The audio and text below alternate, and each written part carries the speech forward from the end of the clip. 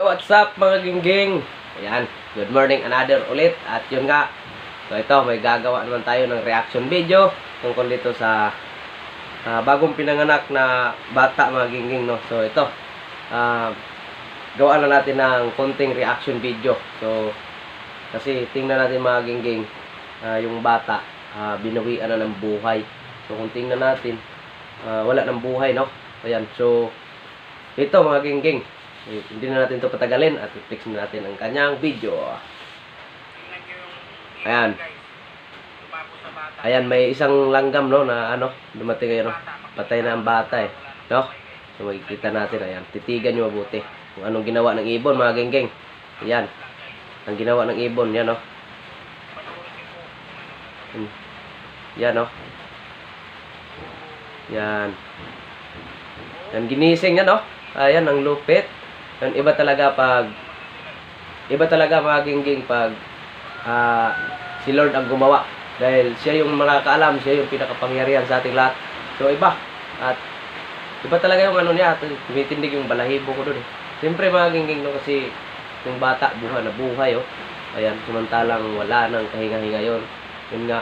So di rin nila napansin yung ibon kung saan dumaan. Bakit nakapasok doon. Basta gawa ng Diyos, iba talaga. So kaya nakarating yung ibon doon sa bata, no. Kaya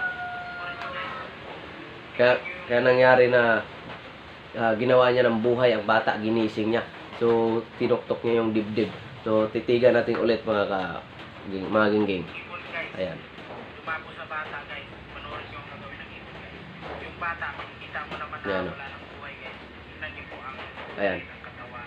Sa amin mga gingging, kung tawaging ibon yan, sa amin gurjon. Yun, so gurjon po yan. So siguro ginawa ng Panginoon, ginawa ng Diyos na kasing tulad ng ibon na yan, no? So napakalupit. Sige, tuloy natin ang video mga gingging. Ang put lang, guys. Makikita niyo naman. Panoorin niyo po. Ayan, no?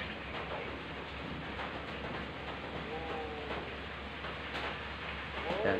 Ginising yung bata, eh. Yan, no? Ginising niya, no? So napakalupit. So iba talaga pag ang Diyos ang gumawa mga gingging. Hindi imposible yon. Kaya tayong lahat, sana manalig tayo sa ating Panginoon. At siyempre, kahit sino naman, no? So ako nga, lahat na oras, kasi di ko alam ang buhay natin. Yung paghawa ko ng manubila, lagi ako nagdasal sa kanila, sa kanya. So yun, ito mga gingging, patuloy natin ang video.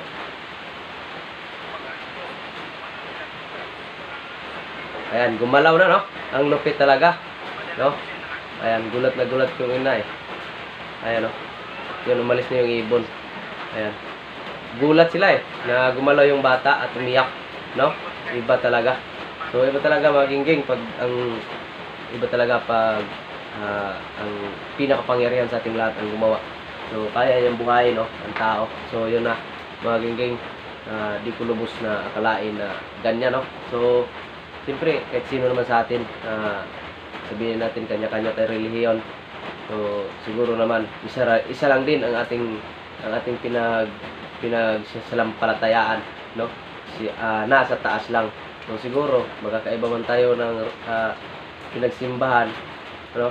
Iba man tayo ng sambahan, pero isa lang yung tinatawag natin mga gingging, yung pinaka sa taas lang.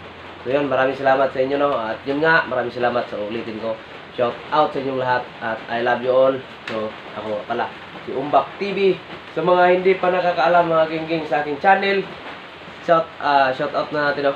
Kahit hindi pa sila nag-comment. So, ito mga gingging, sa hindi pa nakakaalam sa aking channel, Umbak TV po. So, search nyo lang sa inyong YouTube para tingnan nyo ating mga video. Umbak TV. Huwag po kayong mailang. Umbak TV po. Yan. So mga gingging, maraming salamat. Siyempre, follow and share. At siyempre, unang lahat, subscribe. At i-click na rin po ang notification bell para updated ka sa aking mga bagong reaction video. So, ako po si Umbak TV, nagsasabing, I love you all. God bless us all.